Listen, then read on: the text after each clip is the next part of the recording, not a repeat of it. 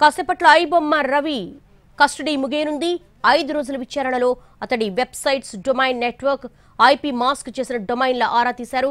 20 కోట్ల లావాదేవీల వివరాలు సైతం సేకరించారు. రవి స్నేహితులు చెల్లెలు చంద్రిక వ్యవహారంపైన ఆరా తీశారు పోలీసులు. రవి, అతడి ఫ్రెండ్ నిఖిల్ ఇద్దరు కలిసి టెక్నికల్ ఆపరేటివ్స్, డేటా హైడింగ్ చేసినట్లుగా గుర్తించారు. నిఖిల్ కు భారీగా డబ్బులు బదిలీ అయినట్లుగా గుర్తించారు. క్రిప్టో కరెన్సీ ద్వారా ట్రాన్స్ఫర్ జరిగినట్లుగా వివరాలు సేకరించారు. ఇక కాసేపట్లో నాంపల్లి కోర్టుకు తరలిస్తారు పోలీసులు. మిగతా కేసులో పీటీ వారెంట్ దాఖలు చేసేందుకు సిద్ధమవుతున్నారు సైబర్ క్రైమ్ పోలీసులు. ఇప్పటికే కస్టడీ పిటిషన్ కూడా వేశారు. మొదటి రోజు కస్టడీలో భాగంగా వెబ్సైట్, సర్వర్ల, బెట్టింగ్ యాప్స్ నిర్వహణకు సంబంధించి ఆరా తీశారు. ఇక రెండో రోజు కస్టడీలో బ్యాంకు లావాదేవీలపై పోలీసులు ఆరా తీశారు. ఇక మూడో రోజు సరికి రవికున్న భారీ నెట్వర్క్ తో పాటు ఐపీ అడ్రస్ల మీద కూడా కూపీలాగారు. మూడో రోజు స్వయంగా రవిని ప్రశ్నించారు హైదరాబాద్ సిపి. రవి స్నేహితులు, చెల్లెలు చంద్రిక వ్యవహారాలపైన, వీళ్ళ బ్యాంక్ అకౌంట్స్, వీళ్ళకి జరిగినటువంటి ట్రాన్సాక్షన్స్ పై ఆరా తీశారు. ముఖ్యంగా నిఖిల్, రవి ఫ్రెండ్ కి సంబంధించి కూడా కొంత నగదు లావాదేవీలపై కూడా ఆరా తీశారు. ఐబొమ్మ రవిపై సైబర్ క్రైమ్ పోలీస్ స్టేషన్ లో ఇప్పటి వరకు 5 కేసులు నమోదయ్యాయి. మిగతా కేసులో పీటీ వారెంట్ దాఖలు చేశారు సైబర్ క్రైమ్ పోలీసులు.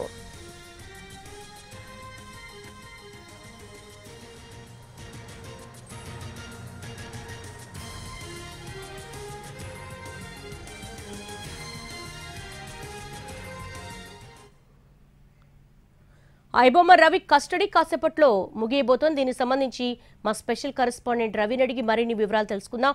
రవి, కస్టడీ కాసేపట్లో ముగియబోతోంది. ఎలాంటి కీలకమైనటువంటి సమాచారాన్ని సేకరించారు పోలీసులు?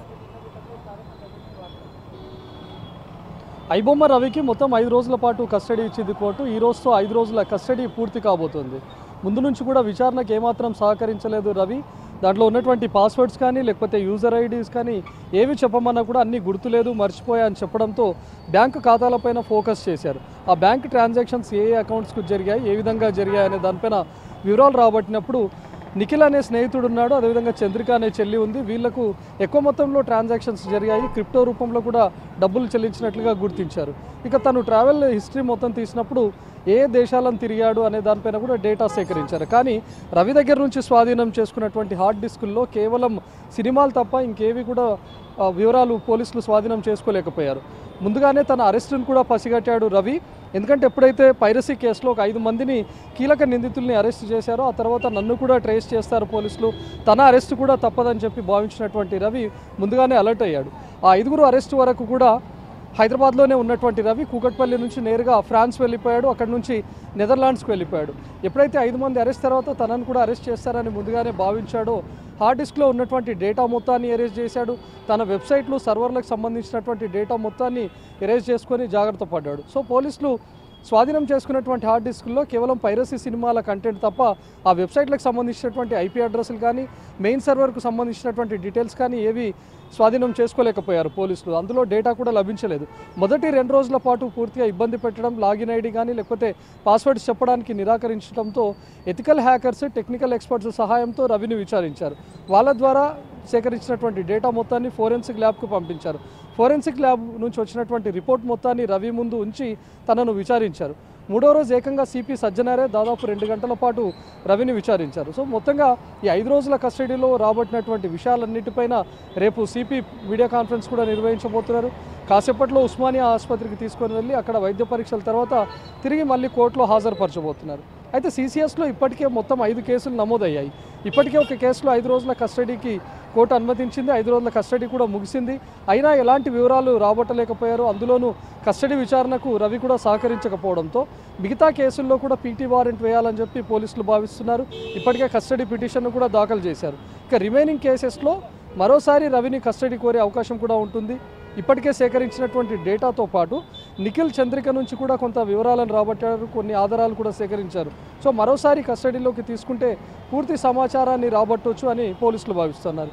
ఇప్పటివరకు కరేబియన్ దీవుల్లో ఉన్నటువంటి ఒక ప్రాంతంలో మెయిన్ సర్వర్ ఉంది కాబట్టి అక్కడి నుంచి ఏదైనా వివరాలను రాబట్టాలి, దానికి సంబంధించినటువంటి వివరాలను చూస్తున్నారు. మూవీ రూల్స్తో తనకున్నటువంటి సంబంధాలపైన అడిగినప్పుడు ఆ సమాధానాలను దాటలు వేశాడు, పొంతనలేని సమాధానాలు చెప్పాడు. ఎవరికి ఎలాంటి సంబంధం లేదు, కేవలం నేనే ఈ కంటెంట్ మొత్తాన్ని అప్లోడ్ చేశాననే విషయాన్ని రవి చెప్పుకుంటూ వచ్చాడు.